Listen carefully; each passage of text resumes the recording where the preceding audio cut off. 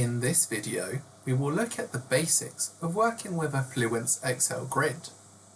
First, wherever you see a plus symbol next to a member name, it means you can drill to the next level of detail in the hierarchy. This is done by double-clicking on that cell. For example, if I double-click on Canada, it will now show all the provinces under that country. I can continue to drill down levels or double-click on a member with a minus symbol to collapse the data back up. Drilling works exactly the same way on either axis. So in this example, I can double-click on any year across the columns to see the quarter and month level. Currently, we have internet sales as the selected measure in the grid. To change any selection, you can double-click directly on the label to bring up the member selector for that hierarchy. You can then change your selection, click OK, and the grid will update accordingly. Alternatively, you can re-enter the Grid Designer by using either the right-click Fluence Excel menu or by double-clicking anywhere on the data area in the grid.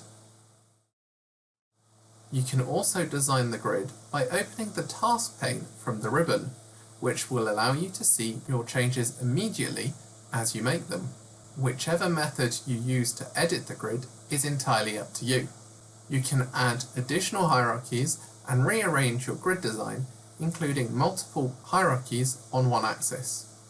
For example, this layout will show product categories alongside geography, where I can drill down into individual members for a detailed row breakdown. To change the position of these hierarchies, simply reorder them in the task pane. In the member selector, you will see 3 dots which allow you to access a drop-down for each member. This drop-down allows you to make child or navigational member selections. For example, you might manage a particular region, so only want to see the provinces that belong to that area. You would select the member as usual, then use the drop-down to display the children of that member.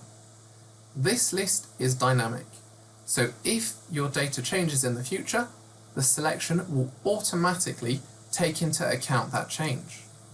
You could even specify which level you want to see the descendants at in order to see a lower level of detail.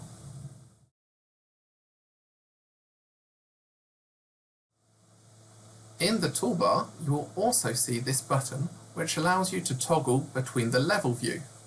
When you do this, you can select an entire level. For example, I might want to see the data for all quarters available in the cube. So select this, and now all quarters will be displayed in my grid.